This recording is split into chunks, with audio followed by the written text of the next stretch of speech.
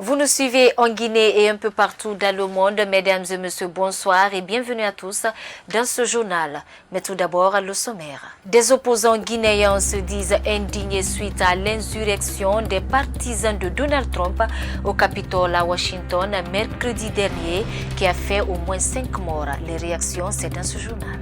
La HAC a procédé à la mise en place de la commission de délivrance de la carte de presse professionnelle ce vendredi à Conakry. Les échos, c'est dans cette édition d'information. Feu Roger Bamba, membre actif de l'UFDG, a reçu son dernier hommage ce vendredi à l'hôpital Ignace Dine. Les témoignages sur l'homme, c'est dans un instant. Encore une fois, bonsoir et bienvenue. Bref, pour commencer, nous apprenons que Fonike Mengue a été évacué d'urgence à l'hôpital Ignace Dine ce vendredi. Après une grève de la faim de 14 jours, la date de son procès a été fixée au 11 janvier prochain. Vous aurez davantage d'informations dans nos prochaines éditions. La cérémonie de levée du corps de Roger Bamba s'est tenue ce vendredi 8 janvier 2021 à la morgue de l'hôpital Ignace Dine. Un hommage mérité lui a été rendu par ses familles biologiques et politiques qui se disent meurtries. Yayo Moubari, Ibrahim Khalil Silla. La dépouille de Roger Bamba a été exposée dans une atmosphère triste à la morgue de l'hôpital Ignace Dine, décédé en détention après plusieurs mois sans procès. Sa veuve dit ne rien attendre de la justice guinéenne. Toute la famille se porte mal. Toute la famille est tourmentée. Personne ne sait quoi faire. Bon, moi je ne crois pas à la justice guinéenne, mais je crois à la justice de Dieu. Que Dieu rende justice à Roger Bamba. Le président de l'UFDG, Mamadou Sellou Dalein Diallo, dit que son parti a perdu un grand homme et dénonce ce qu'il qualifie d'abus du pouvoir sur les militants de l'UFDG. La perte de Roger, c'est une perte certes pour sa famille, son épouse, mais c'est une grande perte pour l'UFDG et pour notre pays.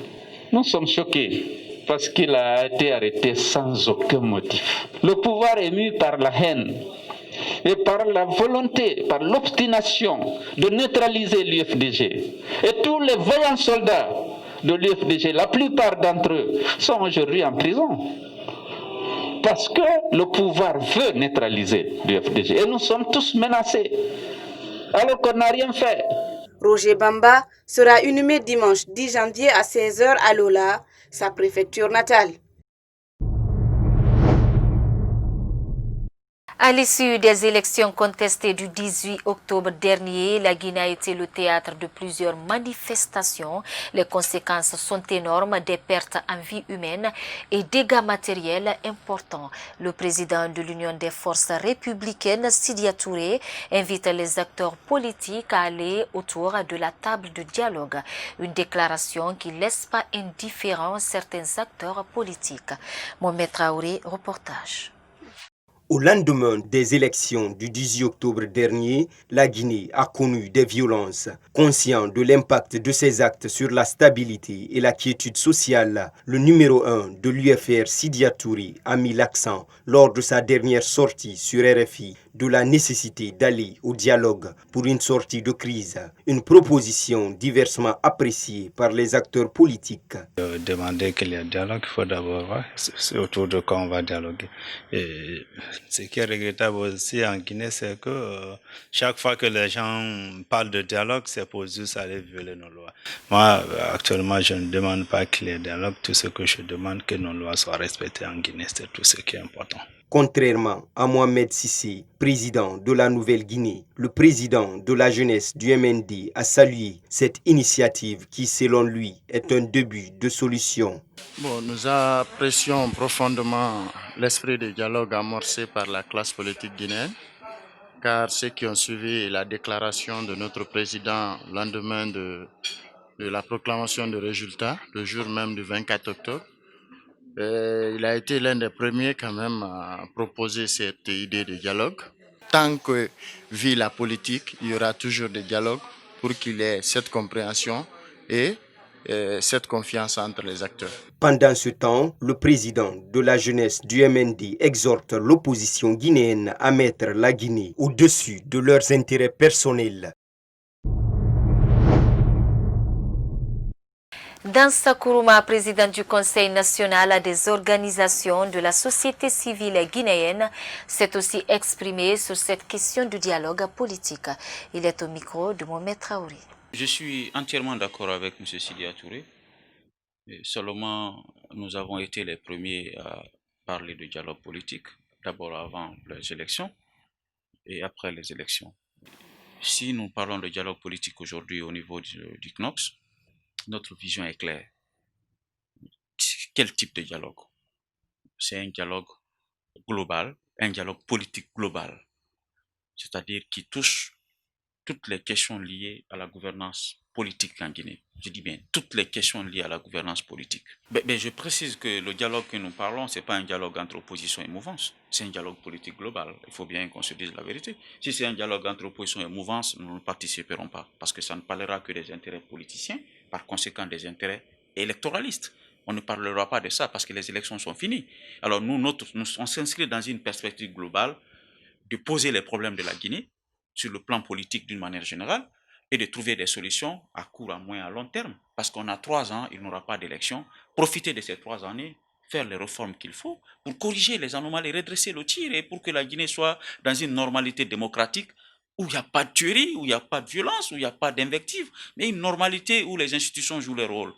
Je ne parle pas de ça. Le président, l'UFDG, je l'ai dit sur un média, Alpha s'est engagé à gouverner autrement. Je demande à l'opposition de s'opposer autrement. Il faut que quelque chose change dans les paradigmes politiques.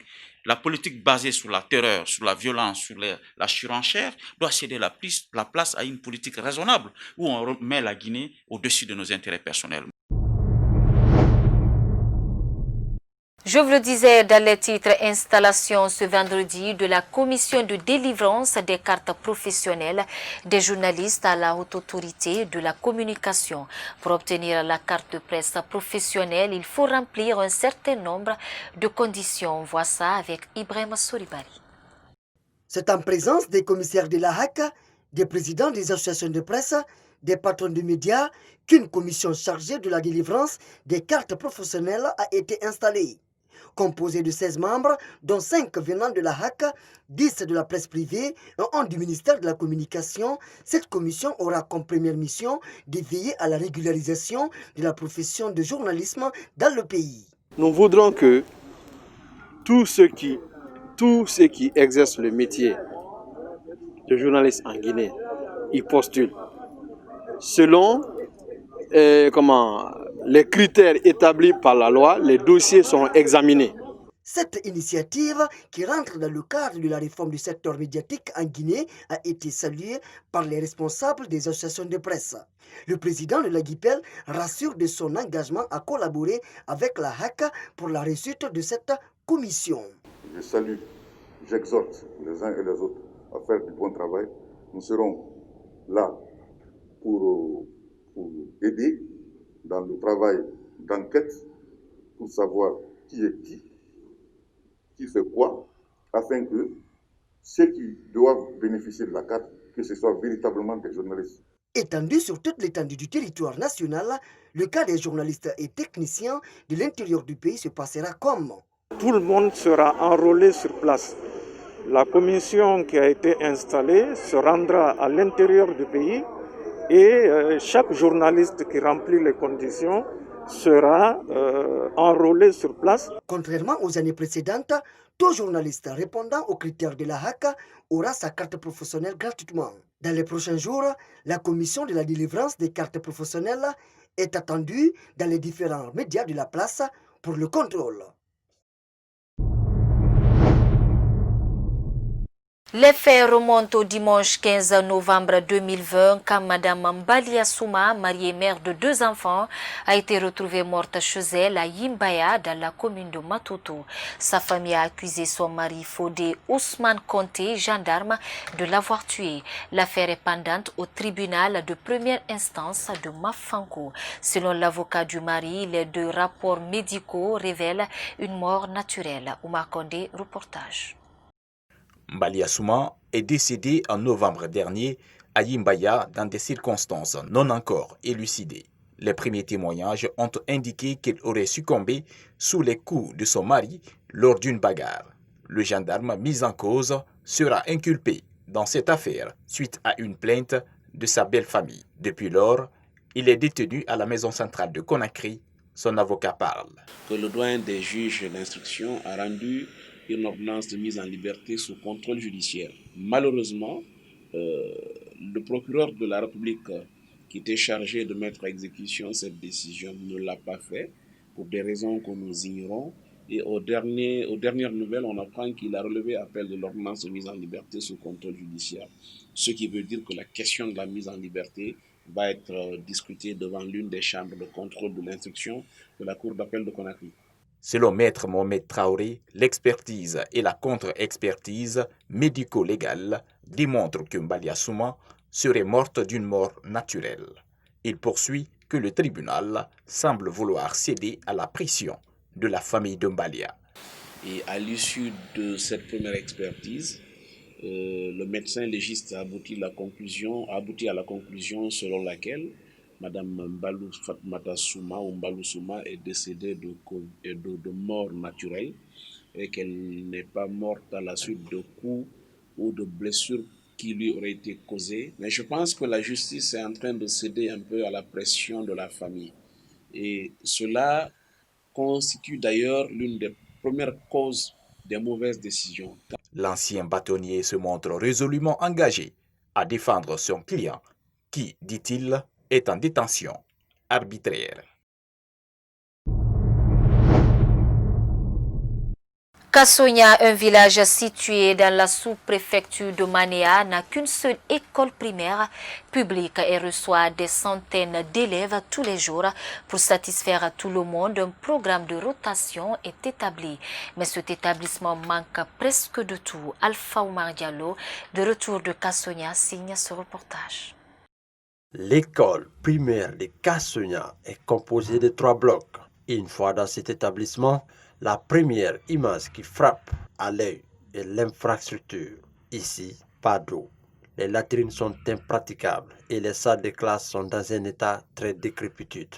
Pour cet enseignant de l'école primaire de Kassonia, c'est la seule école primaire publique pour tout le district et les problèmes sont nombreux. L'effectif de l'école, comme jusqu'à présent, il y a des inscrits, il y a les départs et d'arrivées. Mais jusqu'au jour d'aujourd'hui, nous avons 1250 élèves. Et Kassonia est une grande agglomération de la sous-préfecture de Manéa. C'est la seule école publique où dépasse même 36 plus de 6 fois. Mais on a une seule école publique primaire. Nous avons des latrines qui ne répondent plus aux critères. Parce qu'avec 1200 ou 300 élèves, il n'y a que 3 latrines. Donc, c'est un peu difficile. En plus du manque de matériel didactique, il y a un problème de table-banc dans cette école. Les écoliers sont placés à 3, voire même 4 par table. Cette enseignante de la 5e année témoigne. C'est la seule école publique qui est là. Donc, c'est une école qui est vraiment bourrée. Les classes sont bourrées, les effectifs sont élevés. Donc, quand vous rentrez dans les classes, surtout la 3e année et la 4e année, vous pouvez trouver 80 élèves dans les classes. Tout ça, c'est par manque de classes. Et avec ça, nous faisons le roulement. Il y a un groupe qui vient le soir et d'autres groupes qui viennent le matin. Mais avec tout ça, nous sommes en manque de classes, au fait. Le district de Kassonia, à l'image de plusieurs autres de la préfecture de Koya, manque d'infrastructures éducatives. Plusieurs parents qui ont des moyens sont ainsi obligés de transférer leurs enfants dans d'autres villes pour poursuivre leurs études.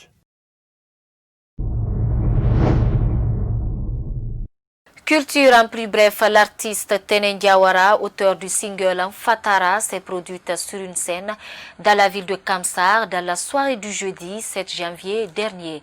Elle a été convoquée à la direction de la police judiciaire pour atteinte à la pudeur par la direction de l'agence guinéenne de spectacle. Et puis, page sport pour finir, on connaît désormais les clubs qualifiés pour les phases de poule de la Ligue des champions africaine après les matchs retour du tour préliminaire disputé sur le continent cette semaine. 16 clubs ont validé leur ticket dans cette compétition interclub africaine. Ibrahim Diallo, reportage.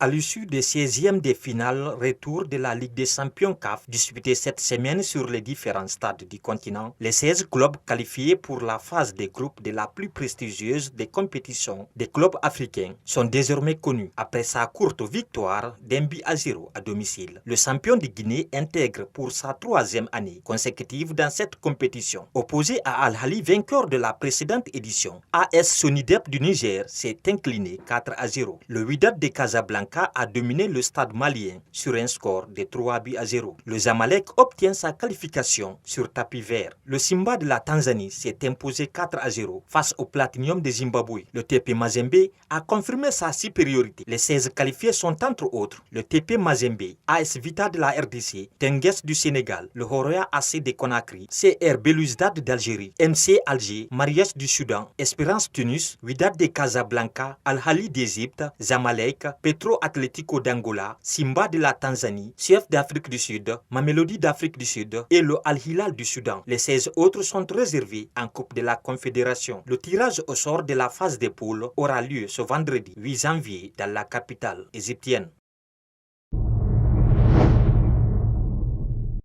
Toujours sport, la commission de gouvernance de la Confédération africaine de football s'est réunie les 5 et 6 janvier 2021 pour étudier les dossiers de candidature au poste de président de la CAF, de membres du comité exécutif et de membres africains du conseil de la FIFA.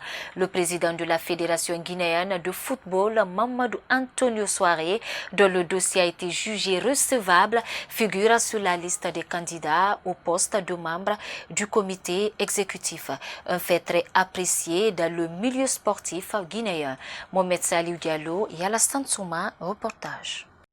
C'est le 10 septembre 2020 que le processus de candidature à la CAF a été lancé à l'issue de la réunion du comité exécutif par vidéoconférence conformément au statut de la Confédération africaine de football. Parmi les personnes retenues pour briguer un poste au comité exécutif de la CAF, le président de la Fédération guinéenne de football, Mamadou Antonio Souare, une nouvelle appréciée dans le milieu du football guinéen. La Guinée est concernée à plus d'un titre, dans la mesure où Mamadou Antonio Souare, président du comité exécutif de la Fédération guinéenne de football et président de l'UFOA, a postulé. Bon, première lecture, une satisfaction mesurée puisque notre compatriote est retenu, mais sous réserve d'une enquête complémentaire, et il va être auditionné le 28 janvier au siège de la CAF. S'il est élu à ce poste, Antonio Souare serait parmi les premiers Guinéens à être membre du comité exécutif de la CAF. Je pense que, étant donné qu'il a fait ses preuves, et il est en train de le faire avec son club, le Horoya Athletic Club, qui s'est heureusement qualifié il y a quelques heures pour la phase de groupe de la Ligue des Champions, il est actuellement en fonction au niveau du comité exécutif de la Fédération guinéenne de football. Il est président de l'UFOA. C'est une ascension méritée qu'il puisse faire partie de l'instance dirigeante du football africain, afin que non seulement, on va profiter de sa présence là-bas, mais aussi, lui aussi, il va se faire une carrière dans les instances dirigeantes du football continental. La liste finale des candidats éligibles aux différents postes sera rendue publique le lundi 11 janvier 2021. Voilà, c'est la fin de cette édition d'information. Merci à tous pour votre aimable attention et surtout bon début de week-end à tous.